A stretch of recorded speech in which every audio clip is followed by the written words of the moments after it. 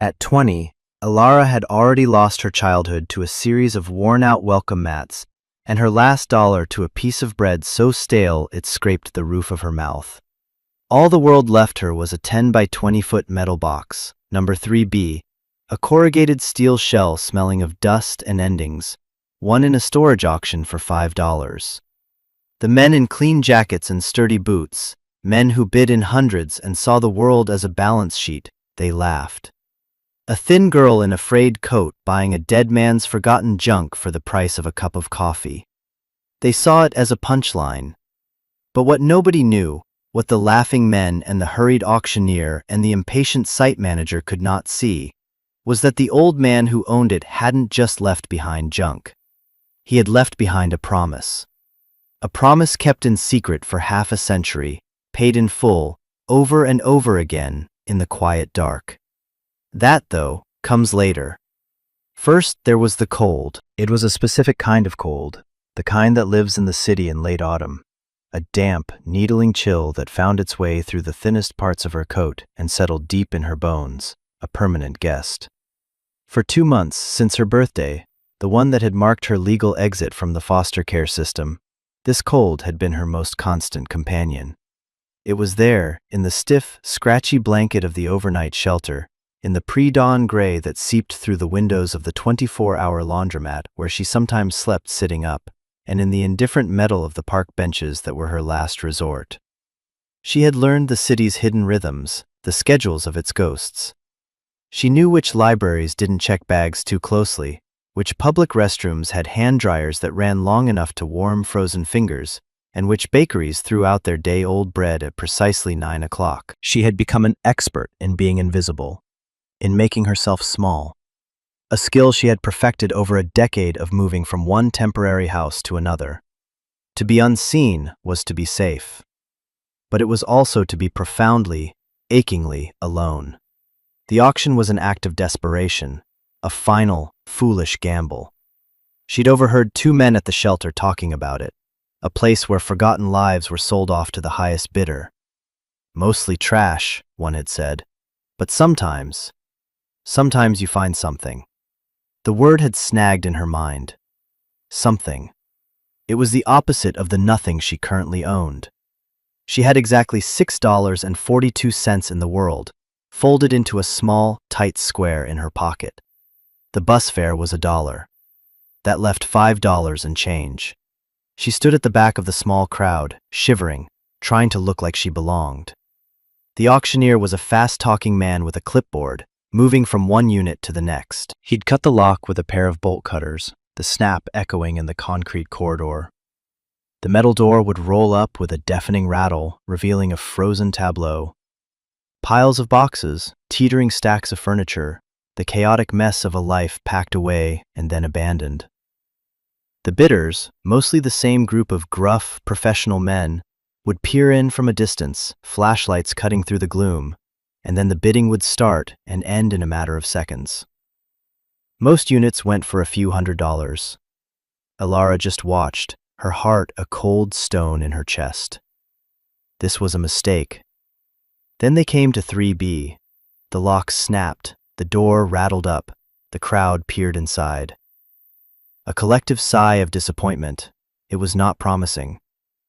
Just visible in the dim light were piles of raw lumber, old tarps draped over shapeless mounds, and a few rusty hand tools hanging from a pegboard. It smelled of sawdust and something else, something sharp and clean, like turpentine. "What a load of junk," one of the men muttered, turning away. "Firewood," another agreed. The auctioneer, sensing a dud, wanted to move on. "All right, folks, what am I bid for the contents of Unit 3B? Who'll start me at 50? $50 for the lot." Silence. The men were already walking toward the next unit. 20? The auctioneer pleaded. "Give me 20. You gotta haul it all, folks, but there's some good wood in there." More silence. Alara felt a strange pull. It was the smell. It reminded her of the one foster father she'd had who fixed things, a quiet man who'd let her watch him work in his garage, the scent of cut pine a rare and comforting memory. $5, she said. Her voice was so quiet it was almost lost in the cavernous space. The auctioneer squinted, looking for the source of the sound. He saw her, a slip of a girl huddled in the back. A flicker of pity, or perhaps just expediency, crossed his face. "I have $5. Going once?" He looked at the other men. They just shook their heads, some with smirks on their faces. "Going twice?" He didn't even wait. "Sold! For $5 to the young lady in the back. See the manager, George, in the office to pay up and get your key. You've got 48 hours to clear it out." 48 hours. The door rattled back down, a final, metallic thud. The crowd moved on. Alara stood frozen for a moment, the laughter of the men echoing in her ears. She had just spent almost everything she had on a pile of what the world agreed was worthless. She felt the familiar, hot sting of shame behind her eyes. But as she walked toward the small, cramped office to pay her $5, a different feeling began to bloom beneath the fear. It was a feeling she hadn't had in a long, long time. She owned something. A metal box full of a dead man's secrets. It wasn't a home, not yet. But it was a start. She handed the $5 bill to the manager, a weary-looking man named George, with tired eyes and a stained shirt. He barely looked at her. He just took the money, dropped a heavy-duty padlock and a key on the counter, and repeated the auctioneer's warning. 48 hours, then the lock gets cut and the contents are forfeit. We're clearing this row for the new owner. His voice was flat, devoid of interest. He was a man just doing his job, a cog in a machine she didn't understand. Alara just nodded, her fingers closing around the cold metal of the key. It felt impossibly heavy in her hand, the weight of a place, a possession. For the first time in months, she had a key to a door that she, and only she, could open. She walked back to Unit 3B, the sound of her own footsteps the only noise in the long, silent corridor. The laughter of the men had faded. The cold was still there, but it felt a little less sharp now, a little farther away. She stood before the blank, corrugated door, took a breath, and slid the key into the new lock. The days before the auction had taken on a shapeless, gray quality, a smear of hunger and cold, and the constant, low-grade hum of anxiety. Alara had learned to measure time not in hours, but in moments of small grace. The warmth of a steam grate on a frozen morning, the unexpected discovery of a half-full bag of chips in a trash can, the kindness of a librarian who looked the other way when she dozed off in a quiet corner of the history section. These were the things that kept her going. The foster system had been a revolving door of strangers' houses, each with its own set of unspoken rules and invisible tripwires. She had learned to be a ghost in other people's lives, to leave no trace, to ask for nothing. The final home had been the best, or at least the least bad. A couple, the Millers, who were tired but not unkind. But they were getting old, and the money was gone. And when Alara turned 20, the state checks stopped coming. There was a brief, awkward conversation over dinner, a cake with too sweet frosting, and then a suitcase packed with the few clothes she owned. They were sorry. They wished her well.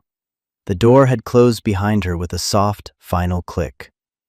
Now her world had shrunk to the size of her worn-out backpack. Inside was a book, a toothbrush, and a small, smooth stone she'd found on the shore of a lake during a rare foster family vacation years ago. It was the only beautiful thing she possessed. She spent her nights trying to stay warm, and her days trying to stay busy, walking endlessly through the city streets, a spectator to a life that did not include her. It was on one of these walks that she first passed the diner. It was called Maeve's Place, a small, brightly lit beacon on a dingy street corner. Through the window, she could see people sitting in cozy booths, steam rising from thick ceramic mugs. The smell of coffee and frying bacon was a physical torment. She never went in, she couldn't afford to. But she would often pause outside, just for a moment, soaking in the second-hand warmth. The woman behind the counter was always there, a sturdy figure with a cloud of white hair pinned up and a no-nonsense look on her face. This was Maeve. Alara didn't know her name then, of course. She was just the keeper of that warm, fragrant place. The decision to go to the storage auction was born of a particular kind of desperation that sets in when the last of your hope begins to fray.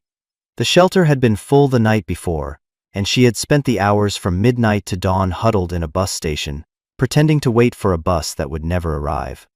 A security guard had finally told her to move along, his voice not unkind, but firm. The sun had risen on a world that felt entirely closed to her. The men's conversation about the auction had been a tiny splinter of light in the gloom, an opportunity, however slim, to change her circumstances with a single, decisive act. She had followed the crumpled flyer one of them had left behind to a part of town she'd never seen, an industrial wasteland of warehouses and chain-link fences. The storage facility, Secure Self-Storage, was a sprawling complex of identical metal buildings, rows upon rows of them, like a strange, silent suburb. When she'd made her $5 bid, it was less a conscious choice and more an instinct, a reflex. She saw the other men's contempt for the unit, their dismissal of it as worthless, and something in her identified with it. The overlooked, the discarded. It felt like her. After George, the manager, had given her the key, she stood before the door of Unit 3B for a long time. The reality of her purchase began to sink in. She had 48 hours to empty it. But where would she empty it to? She had nowhere to go. The unit itself was the only space she had. She slid the heavy bolt, lifted the rattling door, and stepped inside. The air was thick with the scent she'd noticed from the corridor, but stronger now. It was the clean, resinous smell of pine and cedar, mixed with the metallic tang of oil and the faint, dusty perfume of time. It wasn't an unpleasant smell. It was the smell of work. The space was larger than she'd expected and packed to the ceiling. Stacks of raw lumber, mostly pine and oak, and what looked like cherry, leaned against one wall. A heavy workbench stood against the other, its surface scarred with cuts and stained with varnish. Above it, hand tools hung in neat, orderly rows, saws and chisels, hammers and planes, each in its designated place. The center of the unit was a jumble of shapes hidden under gray, dusty tarps. It was a mess, but it was an organized mess. This was not the hoard of a madman. It was the workshop of a craftsman. She ran her hand over the surface of the workbench. It was worn smooth in places from years of use. She touched the handle of a small hand plane. The wood was dark and polished from the grip of a hand, someone's hand, day after day. A life had been lived in here. As her eyes adjusted to the gloom, she began to see more. Boxes of nails and screws, jars of stain, cans of varnish. Everything was old, but everything was cared for. This wasn't junk. This was the raw material of creation. A deep wave of exhaustion washed over her. She was safe, for now. She was out of the cold. The door was locked. She pulled one of the heavy tarps off a pile. Underneath was not furniture, but more wood, this time in smaller, neatly cut blocks. She cleared a small space on the floor, pulled the tarp over herself, and lay down on the cold concrete. The smell of sawdust was all around her. It was better than the smell of bleach and despair at the shelter. She closed her eyes. For the first time in 63 days, she was not in a public space. She was in her space. It was a metal box full of a dead man's wood, but it was hers. And as she drifted off to sleep, a single, clear thought surfaced through the fog of her weariness. She needed to know his name. The man who had spent his life in here. The man whose legacy she had just purchased for $5. But that would have to wait.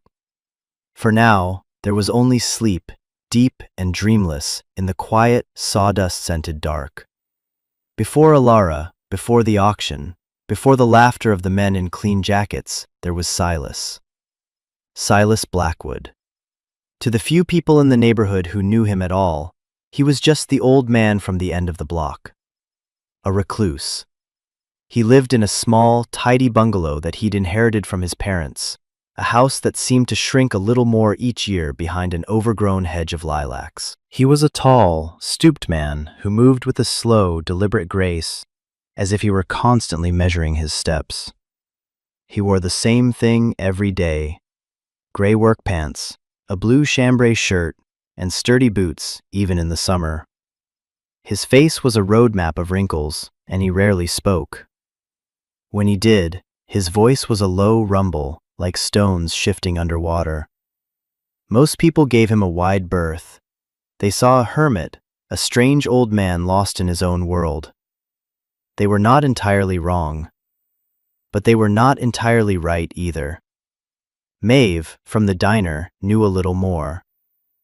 Silas had been coming into her place for 30 years. He always took the same booth, the one in the back corner by the window. He always ordered the same thing, black coffee and a bowl of oatmeal.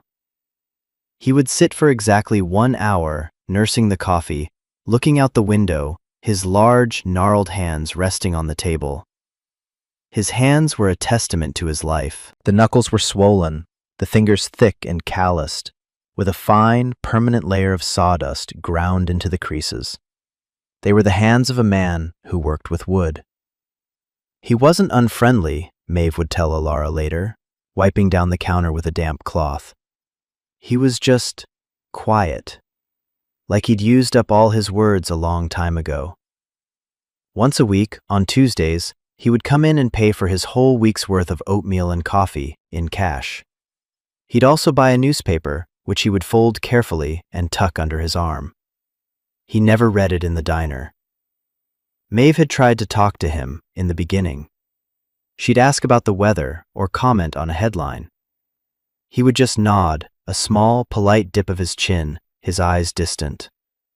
After a while, she learned to just bring him his coffee and leave him be. She saw it not as rudeness, but as a kind of deep, abiding sorrow he carried around with him like a coat. Only once had she seen him smile. A young couple had come in with a baby, a little girl who couldn't have been more than 2. The baby had dropped her pacifier, and it had rolled under Silas's table. The father started to apologize, to get up, but Silas had already bent down with that slow, creaking grace and retrieved it. He'd held it for a moment before handing it back, and as he looked at the little girl's face, a flicker of something soft and bright had moved across his own. It was a ghost of a smile, there and gone in an instant, but Maeve had seen it. It was the only crack she ever saw in his formidable wall of solitude. What the neighborhood didn't know, what even Maeve only suspected, was where Silas went every day after he left her diner. He would walk the 12 blocks to the secure self-storage facility, let himself into Unit 3B, and disappear for the rest of the day. He had rented the unit for 42 years. He'd started with a small 5x10, then upgraded to a 10x10, and finally, 20 years ago, to the 10x20. It was more than a storage space. It was his sanctuary.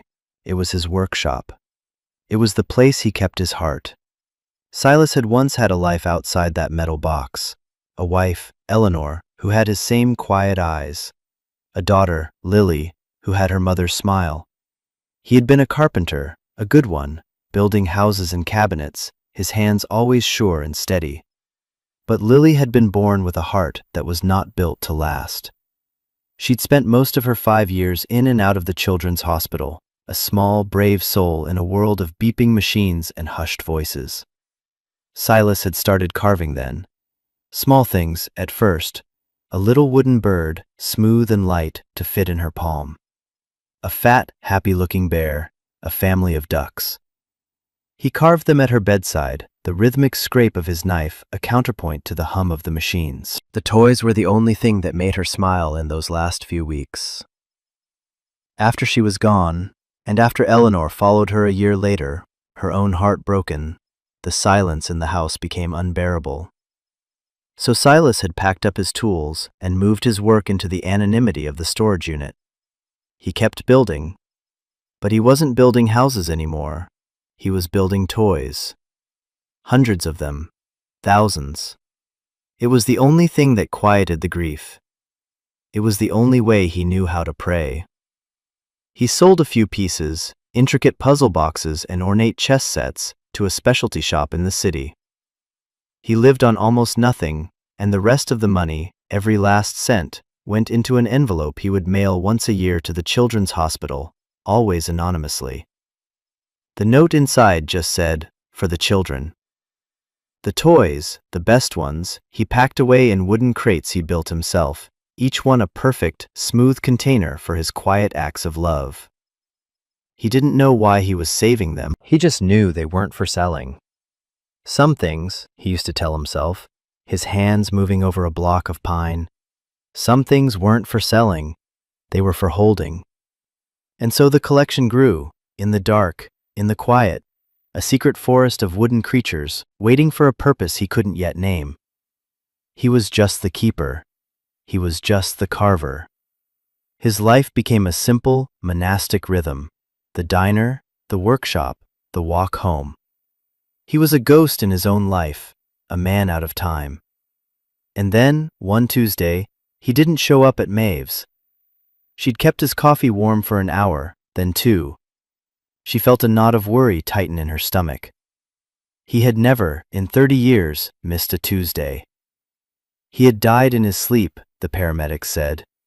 A peaceful end for a quiet man. His heart had simply stopped. The house was sold to pay for his meager funeral. His distant relatives, a niece and nephew he hadn't seen in 50 years, were notified. They were the ones who arranged for the storage unit to be auctioned off. They didn't even look inside. The manager, George, had told them it was just a bunch of old wood and tools. They had signed the papers without a second thought, eager to be done with the business of a man they never knew. And so the life's work of Silas Blackwood, a legacy of quiet devotion built over 4 decades, was put up for sale. Its value, according to the world, was $5. The wrong had been set in motion long before the auctioneer's gavel fell.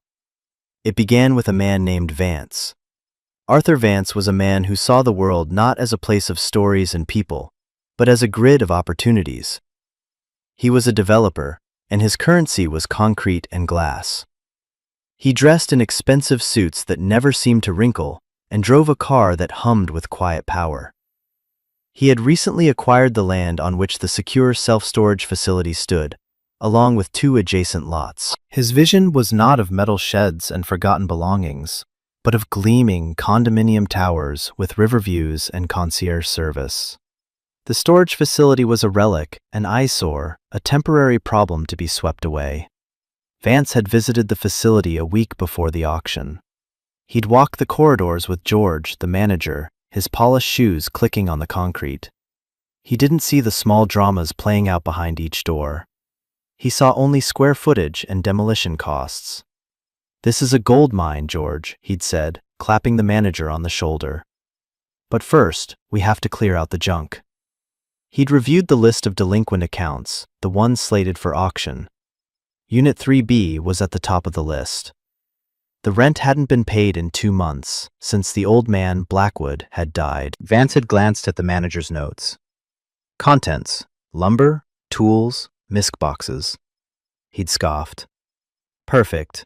We'll auction it for pennies, and the buyer will have the privilege of paying to haul our garbage away." This was his strategy: undervalue, expedite, and erase. He put pressure on George. He wanted the entire row of delinquent units cleared by the end of the week. No extensions, no exceptions. George, who had worked at the facility for 15 years and was 2 years from a meager retirement, felt the squeeze. He had a wife with medical bills and a mortgage that was always looming. Vance was his new boss, the man who signed his paychecks. So he'd nodded, a sick feeling in the pit of his stomach. He'd known Silas. He'd seen the old man come and go, always with a polite nod. He'd seen the sawdust on his clothes. He knew the unit wasn't just junk. It was the old man's whole life. But fear was a more powerful motivator than sentiment. So George had agreed. He would enforce the 48-hour rule, without mercy.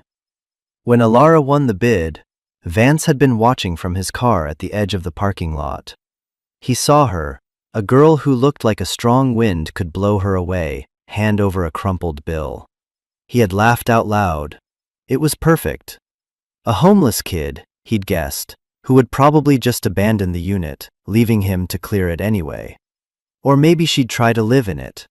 Either way, she was not a problem he couldn't solve. She was a temporary inconvenience, a piece of dust to be brushed aside. The first wrong was Vance's greed. The second was George's silence. The third was the world's indifference. When Ilara opened the door to her new possession, she stepped into the crosshairs of all three. After her first night's sleep in the unit, she awoke stiff and cold, but with a clarity she hadn't felt in weeks. She had a purpose. First, she needed to understand what she had bought. She spent the morning taking stock. With a sense of reverence, she lifted the tarps, one by one. The shapes underneath were not random. They were stacks of wood, sorted by type and size. There were blocks of blonde pine, slabs of reddish cherry, and planks of oak with their distinctive wavy grain. It was a fortune, she realized, but a fortune of a specific kind. To a woodworker, this was a treasure trove. To a man like Vance, it was a pile of firewood. She explored the workbench, running her fingers over the tools. Each one was clean, oiled, and sharp. The chisels were arranged in a leather roll, their edges honed to a gleam. The saws were rust-free. This was the equipment of a master. A man who respected his tools as much as his craft. Then she found the first crate. It was set apart from the others, tucked behind the workbench.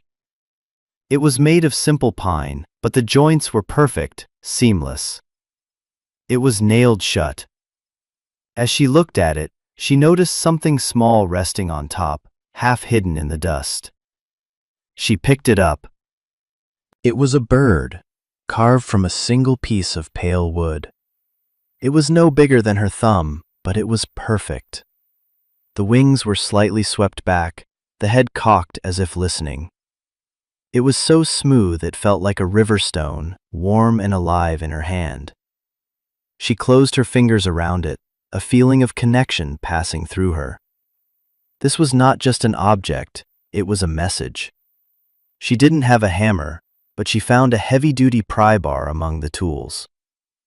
With some effort, she worked the tip under the lid of the crate and pulled. The nails screeched in protest, and then the lid gave way with a splintering groan. She lifted it off and peered inside. Her breath caught in her throat. The crate was filled to the brim, packed carefully in wood shavings, with dozens of carved wooden animals. They were bears and rabbits, foxes and deer, each one as exquisitely detailed as the little bird in her pocket. They were not toys in the modern sense, not brightly painted plastic things. They were small, silent works of art. Each one had a personality, a sense of life and movement. A fox seemed to be trotting, its tail a bushy plume. A bear sat on its haunches, its head tilted quizzically. She lifted one out, a small fawn with delicate, spindly legs. It was so light, so perfectly balanced. Beneath the top layer of animals, she found something else. A book. It was a thick, leather-bound ledger, the kind accountants used to use. She lifted it out. It was heavy. On the cover, in faded gold leaf, were two words: the work. She sat down on the cold concrete floor, the open crate beside her, the smell of wood shavings in the air. She opened the ledger. The first page was dated 42 years ago. The handwriting was neat, precise, the script of a draftsman. The entry was simple. 1 robin, pine, for Lily. The next entry, a few days later. 1 bear, oak, for Lily. Page after page, the entries continued, a meticulous record of creation. Then the entries stopped. There was a gap of a year. When they started again, the handwriting was the same, but the notes changed. 24, 24, assorted animals, pine and oak. And next to it, another entry. Donation, Children's Hospital Ward 4B, $200. Ilara turned the pages, her heart beginning to beat faster. The pattern continued, year after year, for 4 decades. On the left side of the ledger, a list of the toys he had carved. On the right, a record of a donation to the Children's Hospital. The amounts grew over the years. $200 became $500. $500 became $1,000. The last entry from the year before was for $5,000. It was a life's accounting. A secret history of quiet, relentless generosity. The man wasn't a hermit. He was a secret benefactor, a silent angel. She looked at the crate of perfect animals and then at the ledger in her lap. She looked at the stacks of wood waiting to be given form. This wasn't junk. It wasn't firewood. It was a legacy. And somehow, for the price of $5, it had become hers to protect. A wave of fierce, protective loyalty washed over her. She would not let this be thrown away. She would not let this be erased. Just then, she heard the scrape of a key in the lock. The door rattled open, flooding the unit with harsh daylight. George, the manager, stood there, silhouetted against the light. Behind him, she could see the sleek, dark shape of Vance's car. "Time's up," George said, his voice strained. "You need to be out. Now." Ilara's first instinct was to hide, to make herself small, the way she had 1,000 times before. But she was not on a park bench or in a library. She was in a space that belonged to her, surrounded by the quiet dignity of a life's work. She got to her feet, the heavy ledger still in her hands, the small wooden bird a hard, solid shape in her pocket. She did not shrink. She just stood there, meeting the manager's gaze. "My 48 hours aren't up yet," she said. Her voice was steady. It surprised her. George shifted his weight, avoiding her eyes. He looked at the open crate, the scattered wood shavings, the stacks of lumber. He looked tired, and something else. Ashamed. "Mr. Vance wants the row cleared. He's accelerating the schedule." The lie was thin, and they both knew it. Behind him, a car door opened and closed. Arthur Vance walked toward them, his movements crisp and impatient. He stopped a few feet from the door, his expensive suit a stark contrast to the dusty, cluttered interior of the unit. He looked at Ilara with an expression of mild annoyance, as if she were a piece of litter on his pristine lawn. "What's the problem here, George?" Vance asked, his voice smooth and cold. "Is the unit not empty?" "She's working on it, Mr. Vance," George mumbled. Vance's eyes swept over the contents of the unit, lingering for a moment on the stacks of lumber. "This is unacceptable," he said, his voice dropping. "I want this unit empty by noon. All of it." He looked directly at Ilara. "That means you, and all this firewood." The word hung in the air, an insult to everything she had just discovered. Firewood. Ilara felt a surge of anger, cold and clean. "It's not firewood," she said, her voice quiet but firm. Vance gave a short, humorless laugh. "Young lady, I don't have time for this. You bought the contents of a junk locker. You have a contractual obligation to remove them. If you can't, I will have my own crew remove them, and I will bill you for the service." It was a threat wrapped in the language of business, a tactic he had used 100 times. It usually worked. But Ilara was not a business partner. She was the keeper of a secret. She held up the ledger. "This is not junk." Vance glanced at the book, unimpressed. "Old papers, more trash." "Noon," he repeated, turning away. "Have it gone, George." He walked back to his car without a backward glance, the matter already dismissed from his mind. George stood there for a moment, the silence stretching between them. He wouldn't look at her. "I'm sorry," he whispered, and it sounded like he meant it. "He's a hard man. Just try to get what you can out of here." He started to slide the door down. "Wait," Ilara said. "The man who owned this unit, Silas Blackwood. Did he have a dog?" The question seemed to catch George off guard. He paused, his hand on the door. "Yeah," he said, his voice softening for the first time. "An old mutt, Buster. Always waited for him out by the gate. Sad story. Animal control picked him up after the old man passed. He's at the county shelter, I think." He looked at her, a flicker of curiosity in his tired eyes. Then the shame returned, and he pulled the door shut, plunging her back into the dim, sawdust-scented quiet. The encounter left her shaken, but resolute. Noon. She had only a few hours. She couldn't possibly move all of this. She had nowhere to move it to. She needed help. She needed a witness. Her mind went to the diner, to the woman with the cloud of white hair, Maeve. And then her mind went to Buster, the dog who waited by the gate, a loyal witness. She looked at the $6.42 she'd had. 5 were gone. She had $1.42 left. It wasn't enough for a bus fare to the county shelter and back. She looked around the workshop. Her eyes landed on a small, intricate puzzle box sitting on the workbench, half finished. It was a beautiful thing, made of interlocking pieces of cherry and maple. It was far from complete, but the craftsmanship was undeniable. She wrapped it carefully in a piece of clean cloth, tucked the ledger into her backpack, and locked the unit behind her. Walking out into the daylight, she felt exposed, vulnerable. She walked the 12 blocks to Maeve's diner, her heart hammered against her ribs.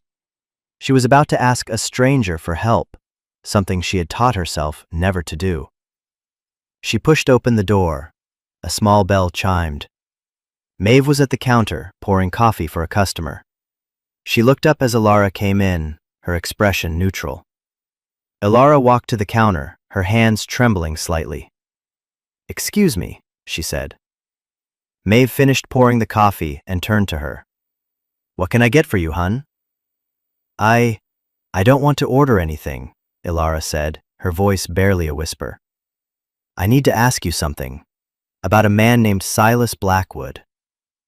Maeve's expression sharpened. She studied Alara's face. "What about him?" Alara took a breath and began to talk. She told her about the auction, the $5 bid, the laughing men. She pulled the ledger from her backpack and laid it on the counter. She opened it to a page in the middle, showing the meticulous lists, the donations. Then she unwrapped the puzzle box and placed it next to the book. Maeve looked at the ledger, her finger tracing one of the entries.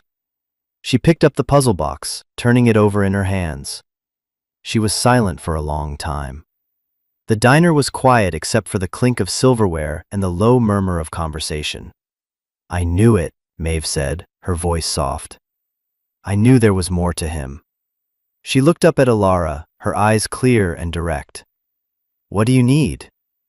The simple question, offered without judgment or suspicion, almost broke her. The tears she had been holding back for months burned at the back of her eyes.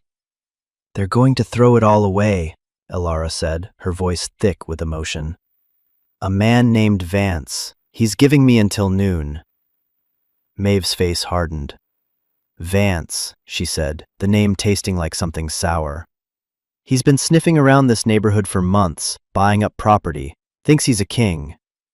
She looked at the clock on the wall. It was almost 10. "All right," she said, untying her apron. "Here's what we're going to do." She called over a young waitress. "Maria, watch the front. I have to step out."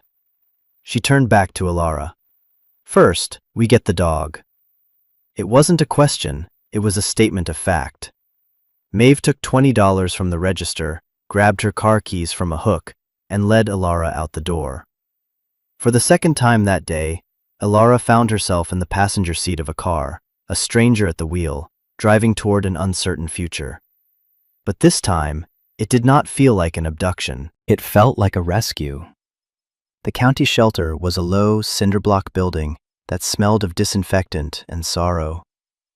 The sound of barking was a constant, desperate chorus. Maeve strode in like she owned the place, Alara trailing in her wake. "We're here for a dog named Buster," Maeve announced to the young woman at the front desk. "Belonged to a Silas Blackwood." The woman typed into a computer. "Buster, yes, we have him. He's on hold, but his time is up tomorrow. He's an older dog, not a lot of interest." Her voice was flat, weary from a long day of sad stories. She led them back to the kennels. The barking grew louder, a wave of sound that vibrated in Alara's chest. In the last kennel on the left, a gray-muzzled dog with soulful brown eyes lay on a thin blanket, his head on his paws. He wasn't barking, he just watched them approach, a deep sadness in his posture. He was a mix of something, shepherd or retriever, with a coat the color of a stormy sky. When he saw Ilara, he lifted his head. He did not wag his tail.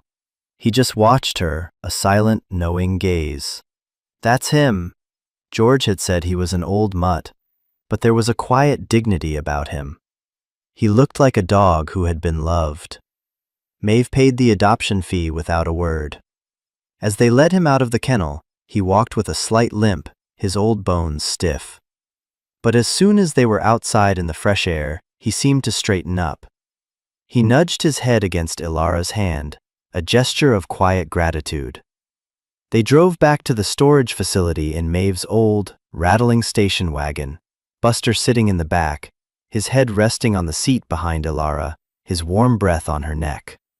When they pulled up, Vance's car was gone. But the threat of noon still hung in the air. It was 11:15. Ilara unlocked the unit, and Maeve helped her roll up the heavy door. Buster went in first. He walked into the center of the unit, his nose twitching, taking in the familiar smells of his master. He circled the space once, his claws clicking on the concrete. Then, he walked directly to the back of the unit, past the workbench, past the stacks of lumber, to a spot against the far wall. He lay down, his body pressed against a specific, unassuming stack of dusty crates. He let out a long, low sigh and put his head on his paws, his eyes fixed on Ilara. He was not moving. Maeve looked at the dog, then at the wall of crates. "Well," she said, "looks like he knows something we don't." But there was no time to investigate. They had to move. Maeve was a whirlwind of practical energy. "We can't move all of it," she said, her eyes scanning the packed space. "So we move what matters most." She pointed to the open crate of carved animals. "That first." And the ledger. They worked quickly, a silent, efficient team. Maeve's car, with the back seats folded down, became their getaway vehicle. They loaded the first crate, then went back for more. Ilara, guided by a frantic instinct, started opening other crates. Each one was the same, a treasure chest of wooden creatures, each one packed with care. They were heavy. The work was slow and grueling. They managed to load 4 of the largest crates into Maeve's car, along with the ledger and a box of the most valuable-looking hand tools. The station wagon's suspension groaned under the weight. It was almost noon. As Ilara heaved another box toward the door, she noticed it. The anomaly. Most of the unit was lined with the standard, corrugated steel walls of the facility. But the back wall, the one Buster was lying against, was different. It was a section about 10 feet wide, made of smooth, flat sheets of metal, not corrugated. It was also a slightly different color, less weathered, as if it had been installed more recently. And at the bottom, almost hidden by the stacks of crates, was a seam. It looked like a door, but there was no handle, no hinges, no lock. It was a blank, impassive surface. "Maeve," she said, her voice hushed. "Look at this." Maeve came and stood beside her. She ran her hand over the smooth metal. "That's not original," she said. "That's been added. It's a false wall." Buster, lying at their feet, thumped his tail once against the concrete, a soft, solid sound. He was guarding it. Whatever was back there, he knew it was the heart of the place. But there was no time. Just as Maeve was about to speak, they heard the rumble of a heavy truck pulling up outside. The door of the unit was suddenly blocked by 2 large men in work overalls. And behind them, smiling, was Arthur Vance. He looked at his watch. "Noon," he said, his voice dripping with false pleasantry. "Time's up. My crew will take it from here." He gestured to the men. "Clear it out. All of it. The landfill is waiting." The men started to move forward. Ilara stood in front of them, her body a thin, inadequate shield. Maeve stepped up beside her, her arms crossed. She was not a tall woman, but she seemed to take up an immense amount of space. "You'll do no such thing," Maeve said, her voice low and dangerous. Vance's smile tightened. "This is my property. The contents are now forfeit. Step aside, ladies." But Maeve did not move. And Alara, feeling the solid weight of the wooden bird in her pocket, did not move either. There was a standoff in the dusty, sunlit doorway of Unit 3B. The developer, the diner owner, the girl, and the two hired men. And in the back of the unit, a gray dog stood watch over a secret he could not speak. It was then that Alara remembered the ledger. She had tucked it back into her backpack, which was now sitting on the workbench. While Maeve held Vance's attention, Alara slipped back into the gloom. She fumbled for the backpack, her hands shaking. She had to show him. She had to make him understand. As she pulled the ledger out, a single, sealed envelope fell from between its pages.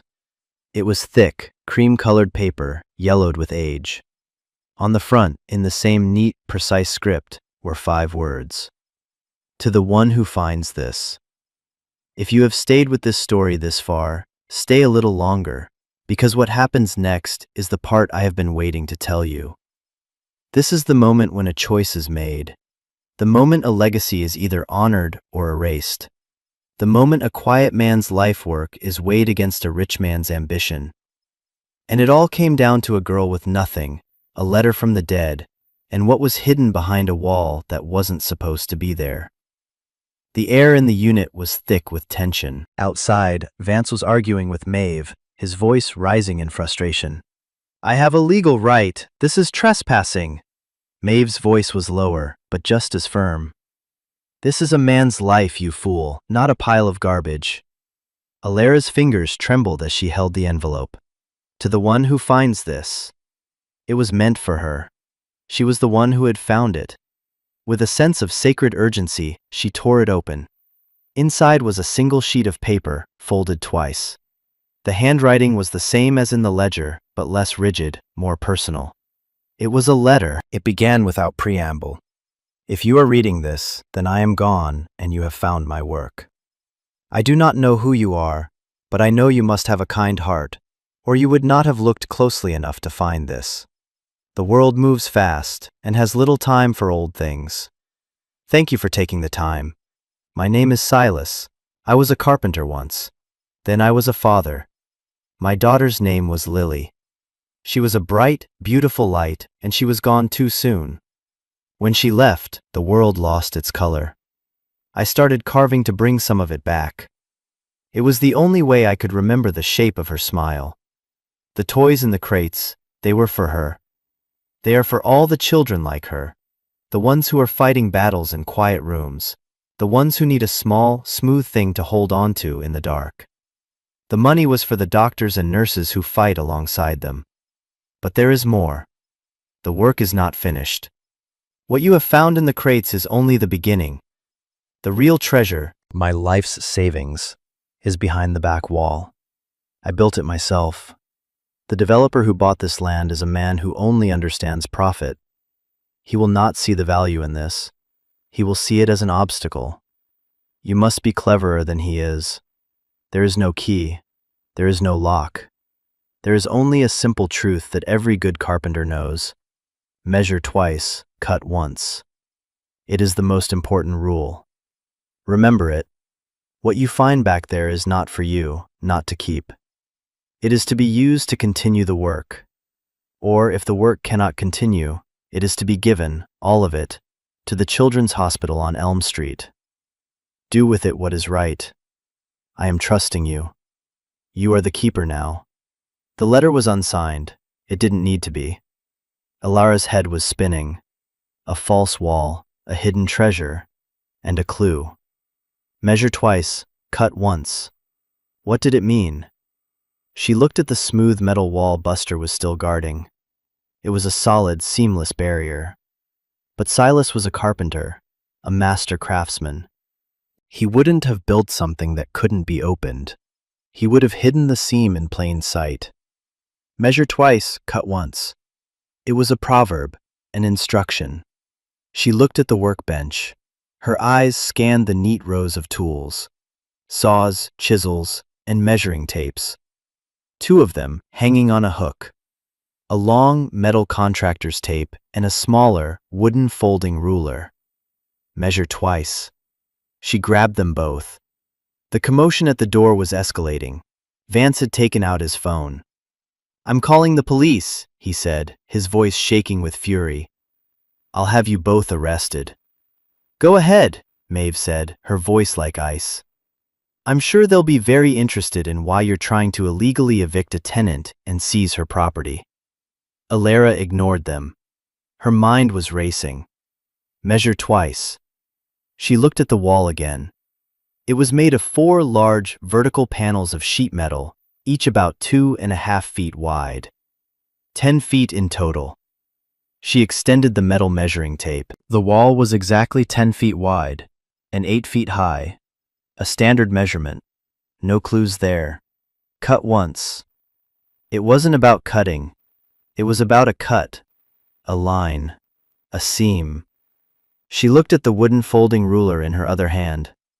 It was an old-fashioned one, the kind that unfolded in sections. She opened it. It was 2 feet long. She placed it against the wall. Nothing.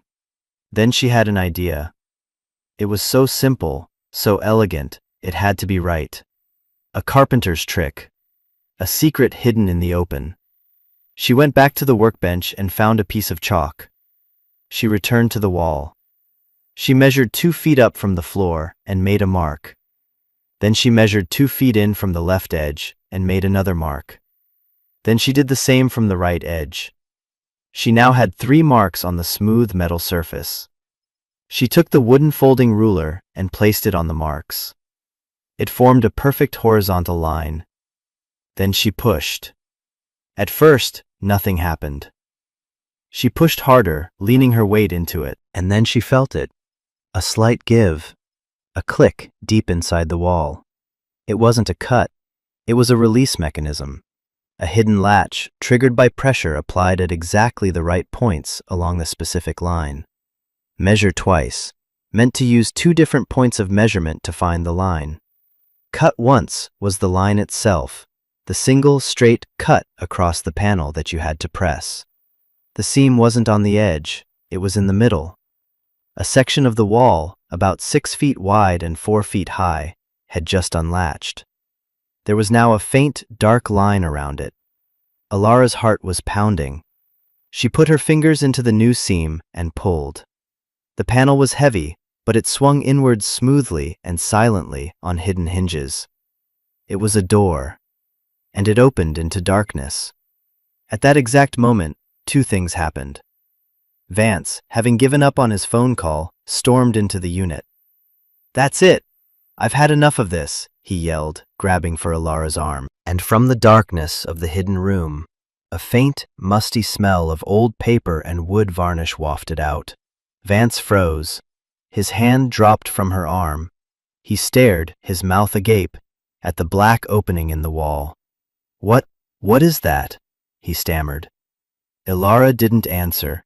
She reached inside the opening, fumbling along the wall until her fingers found a switch. She flipped it. A single, bare bulb flickered on, casting a dim, yellow light. The space behind the wall was not large. It was a room, about 10 feet deep and 10 feet wide. And it was filled, floor to ceiling, wall to wall, with wooden crates. They were identical to the ones outside, neatly stacked, each one stenciled with a number and a year. There were hundreds of them. A solid, silent library of a man's hidden life. It was a breathtaking sight. A testament to 40 years of solitary, devoted labor. Vance stared, his face a mask of disbelief. "What is all this?" Maeve, who had followed him in, let out a low whistle. "It's his work, you idiot," she said, her voice filled with awe. "It's the rest of it." Buster got to his feet, walked into the hidden room, and lay down again in the center of it, as if to say, Here is the heart." Vance recovered quickly. His shock morphed back into avarice. He saw not a legacy, but inventory. This is "This is all part of the unit's contents," he said, his voice greedy. "It's all forfeit. It's all mine." He stepped toward the opening. But Alara stood in his way. "No," she said. She held up the letter. "This belongs to the children."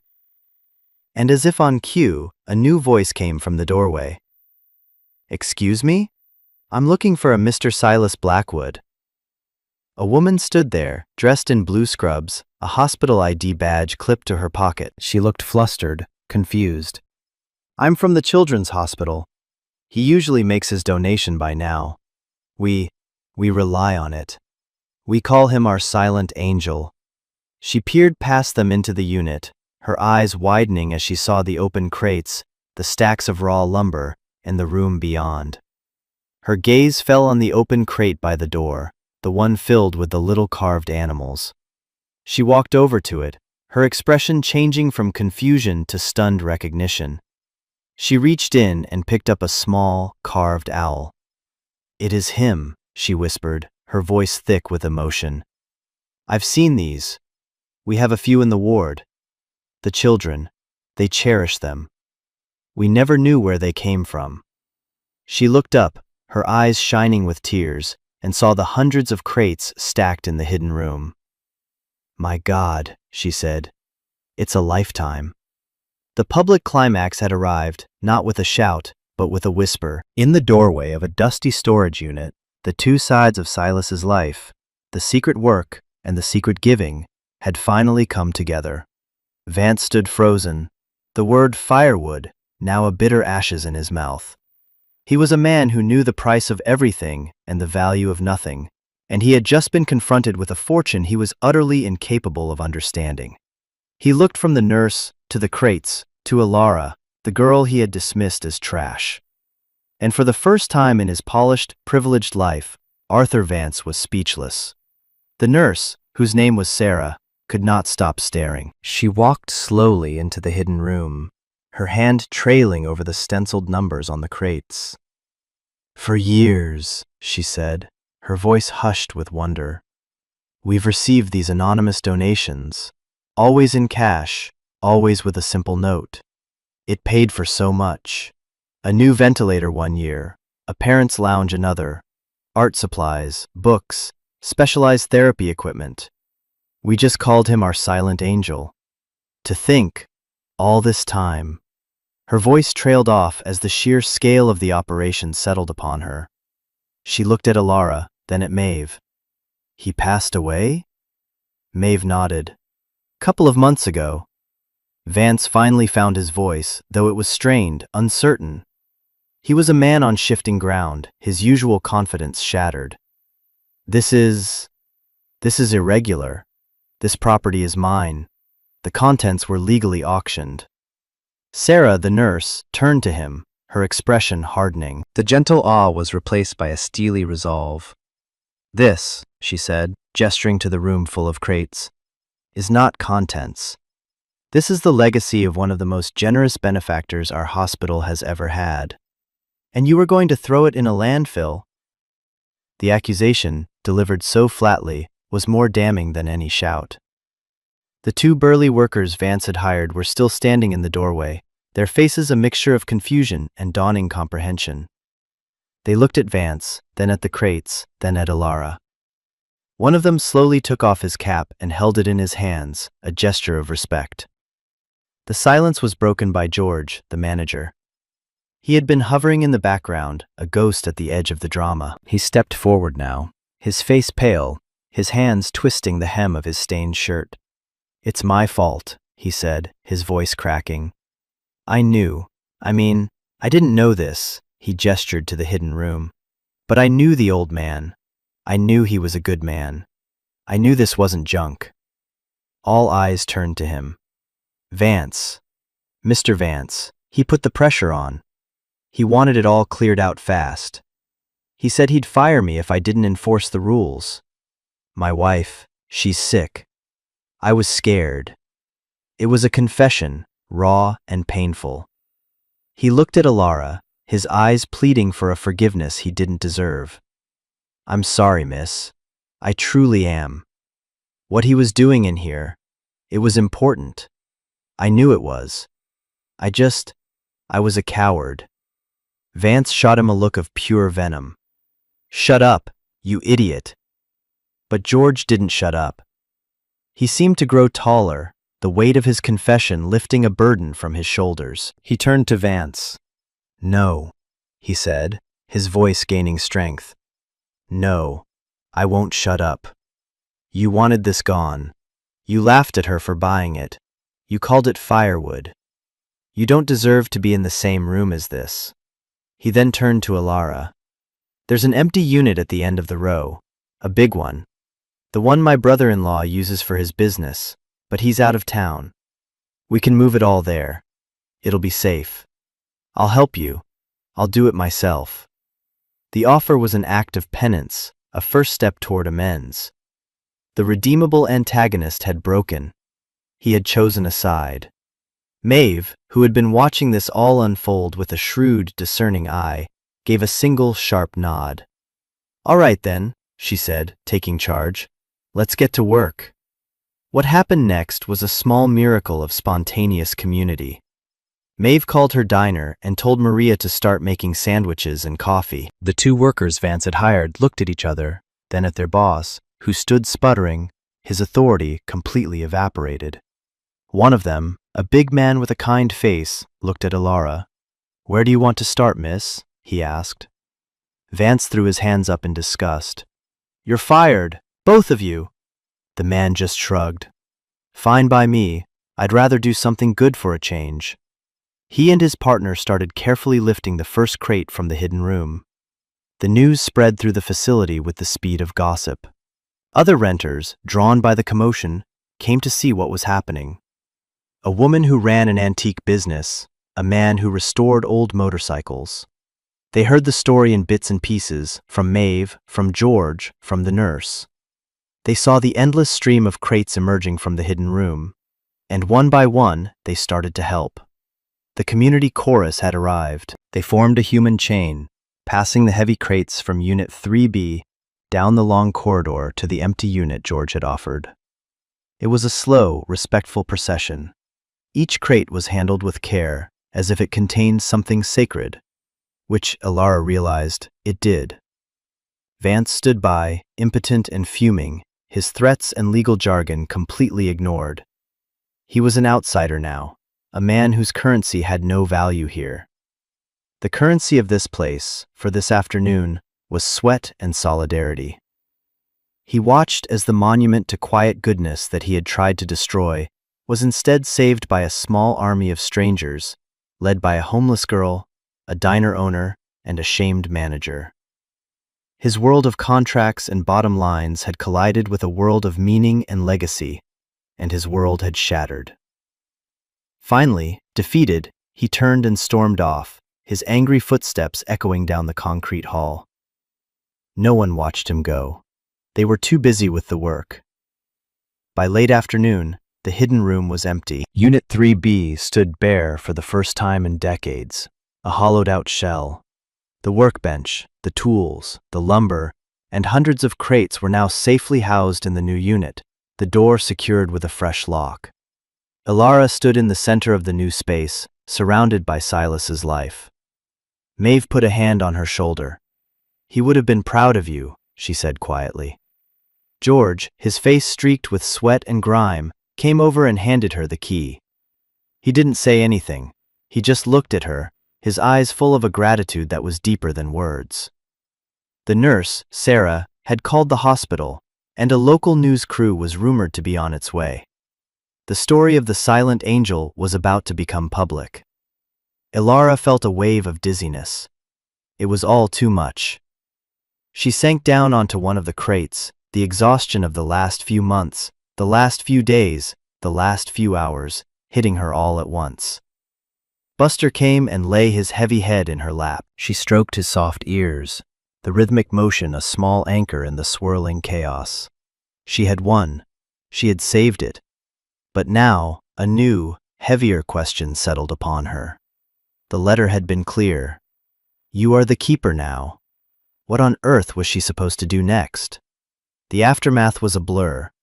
The local news story ran that night, a short segment at the end of the broadcast. It was a human interest piece, a feel-good story for a world starved of them. They called her the $5 heir. They showed brief, shaky footage of the crates, a close-up of a carved fox, and an interview with a tearful nurse Sarah, who spoke glowingly of the hospital's silent angel. They mentioned Arthur Vance's development company, which declined to comment. They painted Alara as a kind of folk hero, the down-on-her-luck girl who had stumbled into a fairy tale. The story, in its simple televised form, was both true and not true at all. It captured the what, but not the why. It missed the weight of the legacy, the quiet desperation that had led her to the auction, the profound responsibility that now rested on her shoulders. The day after the story aired, things began to change. The first offer came from a high-end art gallery in the city. They wanted to exhibit the collection and then auction it off, piece by piece. The estimated value, they said, was staggering. "We're talking 7 figures, Ms." They didn't know her last name. Alara had never offered it. She just listened to the slick, confident voice on Maeve's diner phone and felt a wave of nausea. He was talking about the toys as if they were stocks, commodities. He used words like provenance and market value. He did not understand. "They're not for sale," she said, and hung up. More offers followed. A toy company wanted to buy the rights to reproduce the designs.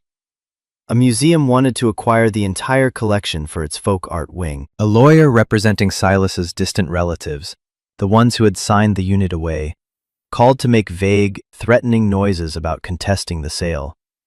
To all of them, Alara gave the same answer. No. She did not want the money. She did not want the fame. To accept their offers would be to betray the spirit of the man who had created them. Silas hadn't carved for profit or for glory. He had carved to heal his own broken heart and to bring a small measure of comfort to children who were suffering. Selling the collection would be the ultimate violation of his trust. Some things aren't for selling. The phrase had become a mantra, a moral compass. She found her found family cohering around her. Maeve let her sleep on a small cot in the back room of the diner, refusing any offer of rent. "Family helps family," she'd said, shutting down any argument. "And you're family now." George, true to his word, became a quiet guardian. He waived the rent on the new, larger storage unit indefinitely. "It's the least I can do," he'd insisted. He'd show up some afternoons and just sit with Alara in the unit, not saying much, just being a quiet, steady presence. His atonement was not in words, but in quiet acts of service. He repaired the lock, installed a better light, and once brought her a thermos of hot soup his wife had made. Buster was her constant shadow, a warm, solid anchor in her new, bewildering life. He would lie on a pile of old blankets while she worked, his gentle snores a comforting rhythm in the vast, quiet space. The work. That was the question. Continue the work, Silas's letter had said. But how? She was not a woodcarver. She had never held a chisel in her life. She spent her days in the storage unit, not moving crates, but studying them. She would unpack them one by one, laying the hundreds, the thousands of animals out on the floor. She arranged them by type. A herd of deer, a parliament of owls, a skulk of foxes. The sheer volume was overwhelming. It was a life's work, a vast, silent population. As she handled them, she began to see the subtle progression of the craft. The earliest pieces, the ones for Lily, were simpler, more naive. The later pieces were more refined, the lines more confident, the details more intricate. She could see the passage of time, the honing of a skill through endless repetition. She found the unfinished pieces as well. A crate of birds that were carved but not yet sanded. A box of bears waiting for their final coat of varnish. And a single, half-carved block of pine on the workbench, the outlines of a rabbit just beginning to emerge. This was where his life had been interrupted. She picked up the block of wood. She picked up the chisel that lay beside it. The handle was smooth and dark, shaped by Silas's grip. She held it in her own hand. It felt foreign, clumsy. She sat at the workbench, the same bench where he had sat for 40 years, and she touched the chisel to the wood. The first cut was a disaster. The wood splintered. The line was jagged. She tried again, remembering the pressure, the angle she had observed in his finished work. It was a language her hands did not yet speak. But she did not give up. She spent hours, then days, then weeks, just sitting at that bench. She read the few books on woodworking she had found in the unit. She studied the finished pieces, tracing their lines with her fingers. And she practiced. She took scrap pieces of pine and tried to replicate the simple curve of a bird's wing. Most of her attempts ended up in a pile on the floor. But slowly, painstakingly, something began to shift. Her hands started to learn the feel of the wood, the way the grain would split, the amount of pressure needed for a clean cut. She learned the unique voice of each tool. She learned to sharpen the chisels, to oil the planes. She was not just learning a craft, she was communing with a ghost. Maeve would bring her dinner. George would check in on her. But mostly, she was alone with the wood and the tools and the dog, lost in a state of intense, focused concentration. She was not trying to become Silas. She was trying to understand him. And in understanding him, she was beginning to find herself. She was no longer the invisible girl. She was a keeper, a student, a beginner. One afternoon, weeks into her apprenticeship, she finished her first piece. It was a small, simple bird, the same one she had found on top of the first crate. It was not perfect. It was a little clumsy, the lines not quite as smooth as Silas's. But it was whole. It was hers. She had made it. She held it in the palm of her hand, the wood still warm, and for the first time since she was a little girl, she felt a pure, uncomplicated sense of pride. The work could continue. Spring came fully by mid-April, washing the city in soft light and the smell of damp earth. The story of the silent angel and his $5 heir had faded from the news cycle, replaced by other, more urgent headlines. The world, for the most part, had moved on. But for Alara, the world had just begun. The storage unit had transformed from a warehouse into a workshop, her workshop. The chaotic energy of the discovery had settled into a quiet, productive rhythm. Her days took on a shape, a purpose. She would wake early, share a simple breakfast with Maeve at the diner, and then walk the 12 blocks to the facility, Buster trotting faithfully at her side. She spent her days at the workbench, surrounded by the silent company of Silas's creations. Her hands, once soft and pale, were now calloused and strong, often smudged with sawdust. She had mastered the sanding of his unfinished pieces, learning to bring out the wood's inner light with progressively finer grades of paper until the surface felt like silk. She learned to apply the varnish, a mixture of oil and beeswax from a recipe she found scrawled on a scrap of paper in one of Silas's books. The process was slow, meditative. It filled the cavernous unit with a clean, sharp scent that she had come to associate with peace. She had finished all of his uncompleted work. The crate of birds was now smooth and ready. The box of bears gleamed with a soft, low luster, and the half-carved rabbit had been brought to life, its form completed by her own, now steadier, hands. It sat on the workbench, a collaboration across time, a testament to a legacy passed from one quiet soul to another. The question of the money, the treasure Silas had mentioned in his letter, still remained. She hadn't looked for it. The crates themselves, the work, had been the priority. But one day, George came by, a worried look on his face. "There's a rumor," he said, "that Vance is trying to get a court order, to have the original unit inspected. He's telling people there might be a structural issue, a hazard. But I think he's looking for something." Ilara knew he was right. Vance had not given up. He was still convinced there was a monetary prize he had been cheated out of. He was still sniffing around the edges of the story, unable to let it go. That night, Ilara knew it was time. She went back to the now empty Unit 3B with a flashlight and a pry bar. The space felt hollow, haunted by echoes. She ran her hand over the back wall, the place where the hidden door had been. George had helped her seal it back up, but the seam was still there if you knew where to look. Following the same logic as before, she realized the treasure wouldn't be in the room with the toys. That was the legacy. The treasure was the fuel for the legacy. It had to be somewhere else. Measure twice, cut once, the phrase came back to her. It wasn't just about the door, it was a philosophy. She looked around the empty unit. What else had Silas built? The workbench. It was a massive, heavy thing, built of solid oak, its legs thick as railroad ties. She had assumed it was just a piece of furniture, but now she looked at it with a carpenter's eye. The construction was too heavy, too deep for a simple workbench. The top was a solid 4-inch slab of butcher block. She measured it. It was exactly 6 feet long and 3 feet wide, standard enough. But then she measured the height of the legs and the space underneath, and she noticed the discrepancy. The space for your knees when you sat at it was shallower than it should be. There was a void. She got on her hands and knees with the flashlight.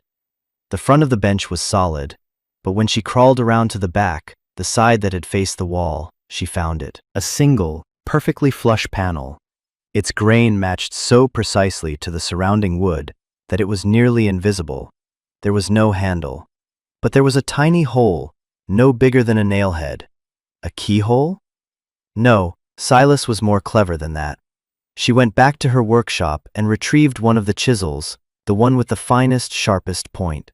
She returned and inserted the tip of the chisel into the hole. It was a release. She pressed, felt a soft click, and the panel swung open. Inside was a small cavity, and nestled within it, a metal lockbox. It wasn't locked. She lifted the lid. It was full of money.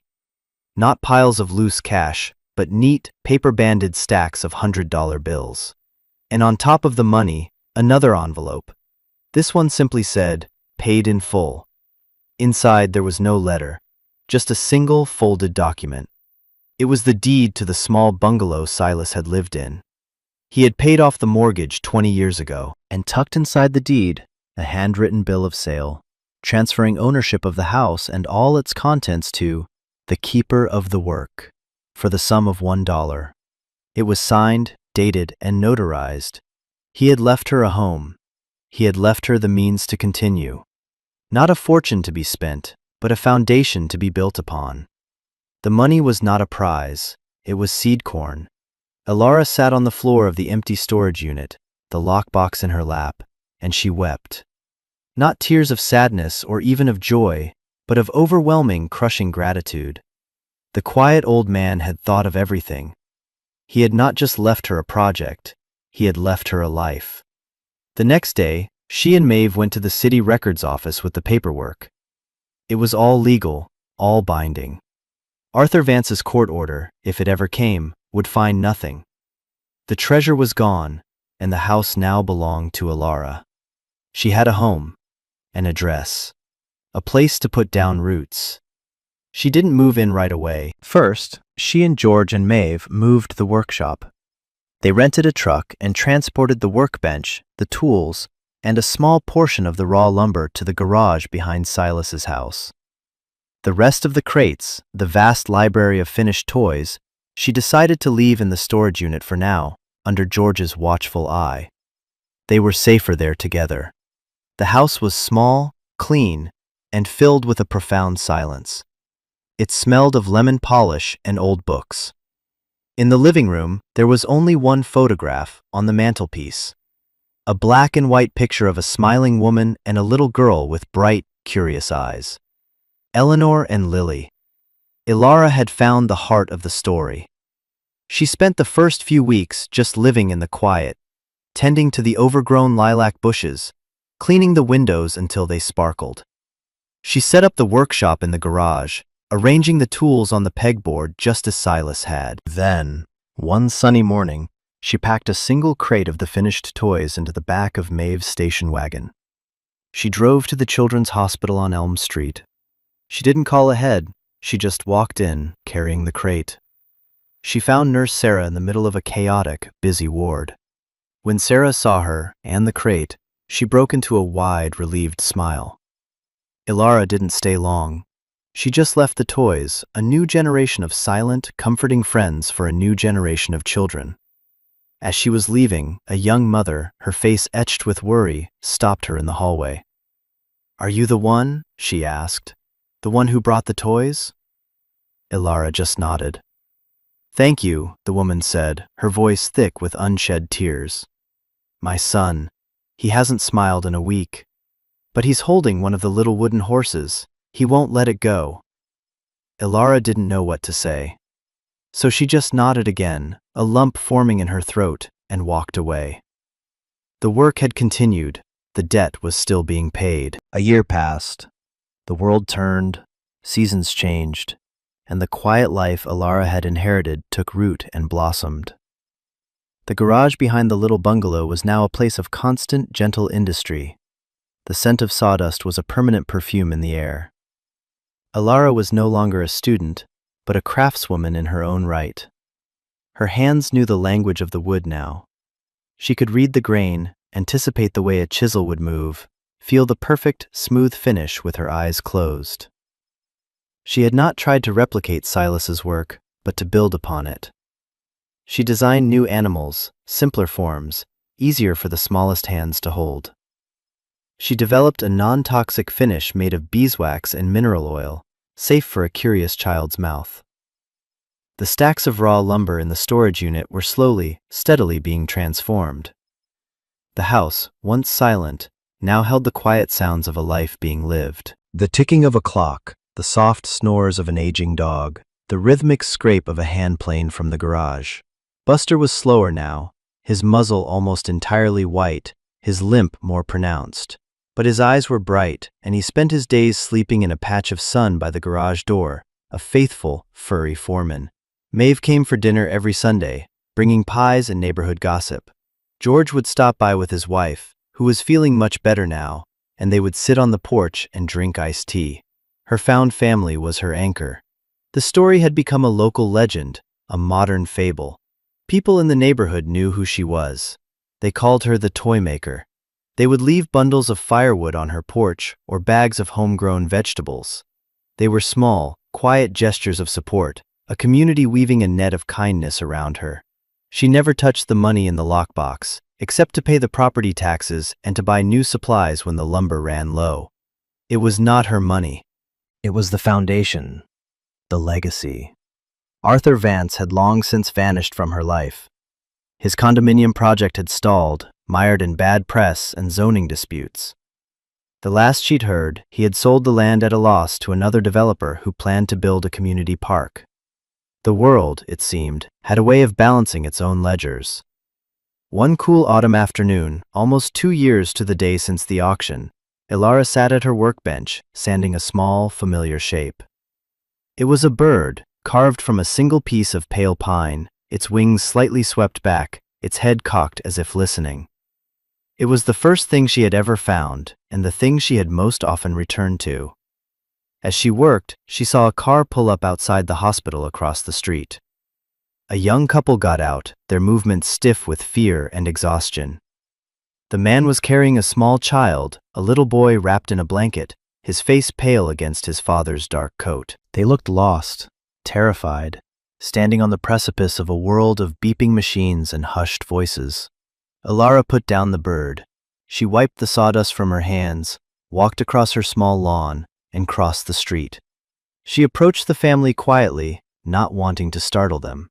The mother looked up, her eyes wide with fear. Ilara didn't say anything. She just held out the small wooden bird. The mother hesitated for a moment, then nodded, a silent understanding passing between them. She took the bird and gently tucked it into the hand of her sleeping son. His small fingers curled around it reflexively. "Thank you," the father whispered, his voice hoarse. Ilara just gave a small nod, the same gesture she had offered in that same hallway a year before. She turned and walked back to her house, back to her workshop. She did not look back. She did not need to. The circle was complete. The legacy was not in the crates, not in the house, not in the money. It was in the gesture, a quiet offering of a small, smooth thing to hold on to in the dark. She sat down at the bench, the late afternoon sun slanting through the window, illuminating the floating dust motes like 1,000 tiny stars. She picked up a fresh block of wood and a chisel. There was more work to be done. There were always more children. There was always more darkness to be filled with a little bit of light. The work continued. Paid in full.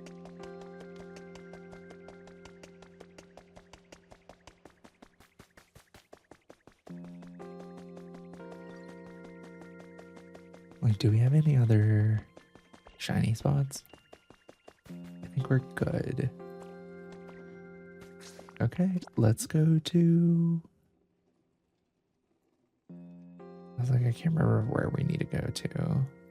Let's check out Bleak Beach today. I feel like we haven't spent a lot of time here. Hi you. How's it going?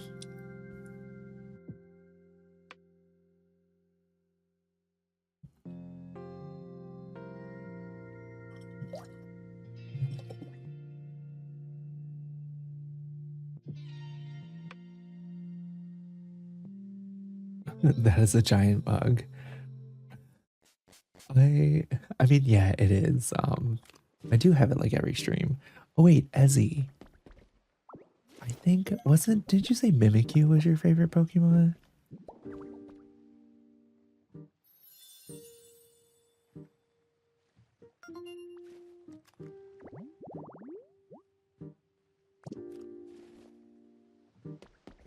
Somebody said that their favorite Pokemon was Mimikyu, and now I can't remember who it was.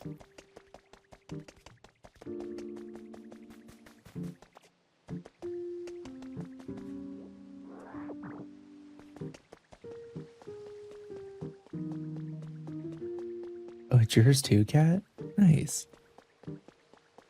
Mimikyu is my baby.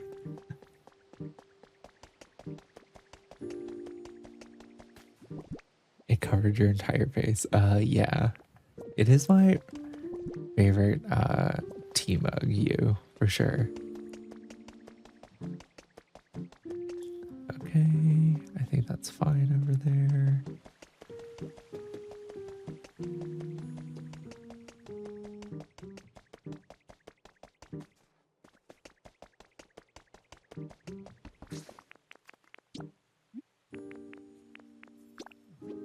Let's swing by our home base. Calling it a tea mug is quite funny to me. I mean, it's a mug and I have tea in it, Nelly.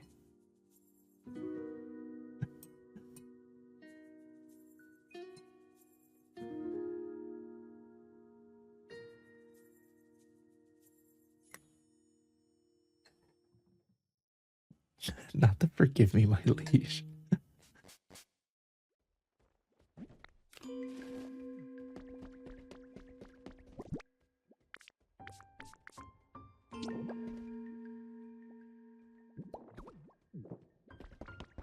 Okay, that looks nice, but